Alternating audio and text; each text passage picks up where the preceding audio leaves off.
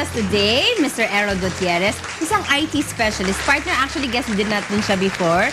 And he owns a surfing school, right? Yes. So aside from being a surfer and owning a surfing school, ano naman ang surfing resort, whatever? What is naman cloud computing? You're also an Yan IT... ang topic natin ngayon. IT specialist. Yes. So what is cloud computing? Cloud computing. Alright, so cloud computing kasi it's more of like a technical term. To make it more simple, it's the internet. So the things that you get of the internet is mostly based on cloud computing. Like for example, Google. Google search, di ba? Pag magsa-search ka sa Google, there's a computer behind it running on that search engine. Kaya lang, nakikita mo lang siya sa browser mo. So, cloud computing is more of sharing of resources, technology, and facility to a wide range of users. Kaya siya tinawag na cloud computing. So, everything is in the cloud. Kumbaga, nasa air. Di ba? Ganyan. So, why do we use cloud computing? Kasi... bakit yun ang term na cloud computing? Kasi syempre pagka nainisip ka ng tao, cloud computing, inisip nila ulap. Yes. Nagamit kasi yung term na yan because more of, you know how clouds, they form in different versions pero nasa isang lugar lang sila. Same with the technology of cloud computing. You have different servers, you have different computers in different locations which function as one entity. Nagets mo yung partner? Information overload. Diba?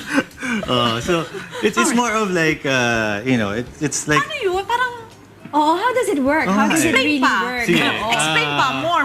More explanation. Tsaka bakit ang IBM or yung mga big companies nag-i-invest sila, sa maraming ng billions of dollars for cloud this? computing. Ang cloud computing kasi you could do with private cloud computing, you can have that, and then you can have public cloud computing, or you could do a hybrid.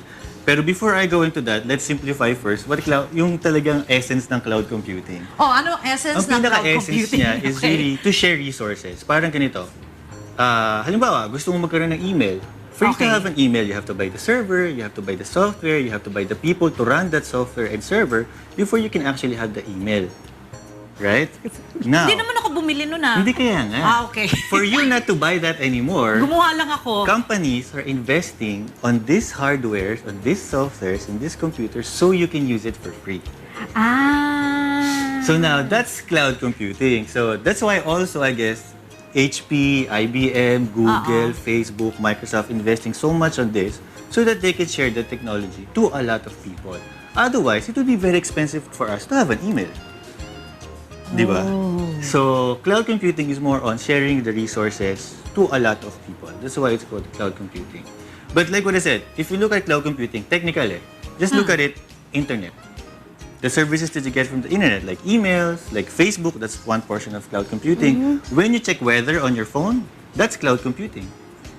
Because that information is shared all throughout the world by a group of servers that's running behind that specific website. You know, so it's really that, and why again a lot of people investing on it, like IBM, HP. You have to understand these companies, they have several offices and several buildings in different parts of the world, and one of their main issue is security.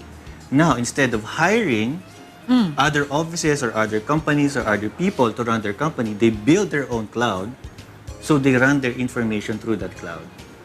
That's another form of cloud computing. Yun ay private cloud computing naman yun. They share the resources of a specific area throughout all of their offices. Otherwise, it would be very expensive for them. Okay. And what are their classifications naman? Okay, so cloud computing is broken down to three pieces. Ano? So, platform as a service. Okay. Which is... ano yun? I'm sorry, let's start with infrastructure as a service. Infrastructure, when you say infrastructure, the physical hardwares. So we're talking about the servers, we're talking about the manpower, we're talking about the facility. Now, there's platform as a service, which is naman, this is the operating system that runs on the machines. Gumugulo na ba? Okay. Let's put it this way. So, you have a desktop computer. Okay. Yes. So that's your infrastructure. Okay. Do you have Windows? Yes. That's your platform. Okay. And then let's say you have Microsoft Word or Excel or browser. Now that's your software. Ngayon, that one computer, ilagay mo sa isang lugar, i-multiply mo ng 1 million times, and i-share mo yung facility na yan sa lahat ng tao. Ayun naman pala, kaya naman pala explain ng ganon. Yun naman pala. So that's pretty much what it is. So how do you keep information stored in cloud secure? There's actually a lot of ways you could do it. You could do cloud syncing. Like, for example, you have a mobile device or a tablet. You can sync all your information into the cloud. So when you open your email, when you open your phone, when you open your tablet, all the information is available. Right? Now, main concern there is to secure your data. Yes. Right? And how do you secure your data? You have to have a very strong password.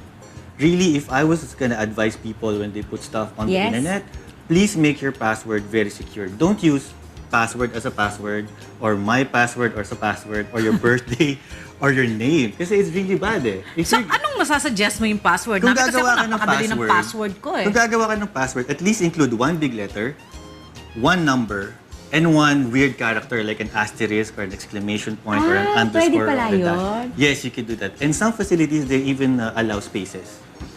Ang hirap kasi baka makalimutan ko. Di ba minsan, Hindi. ano nga ba yung password ko? Okay. You know, being in IT and I'm really like around these things, I do manual password save. I put it in a notebook. I put my passwords there.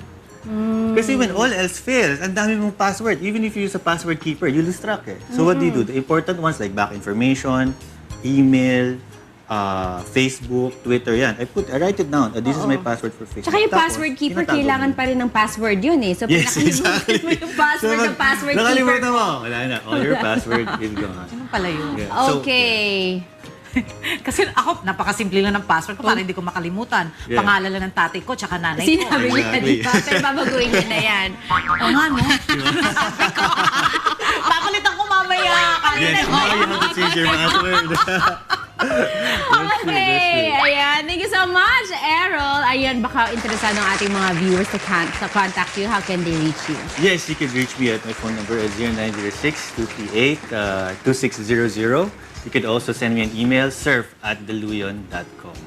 Ayun, All naka-flash the screen. Thank you so much, Thank you so Errol. All right, thank you very much. Stay with us as we give you one more interesting topic only here. Rise and shine!